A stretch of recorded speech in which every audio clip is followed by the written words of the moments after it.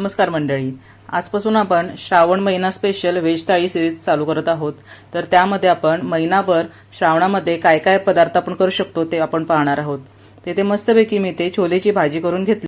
एक जोडी पालक मस्तपैकी चिरून त्याला शिजवून घेतलं आणि त्याच्यामध्ये आलं लसूण आणि मिरची असं वाटण करून अर्ध पुरीचं पीठ मळून घेतलं आणि त्याच्या मस्तपैकी अशा टम्म अशा पुऱ्या करून घेतल्या आणि अर्ध्या वाटणामध्ये आपण ज्या डाळी असतात त्या वापरून इथे आमटी करून घेतली आणि मस्तपैकी अशी एक थाळी आपण सर्व करून घेऊया।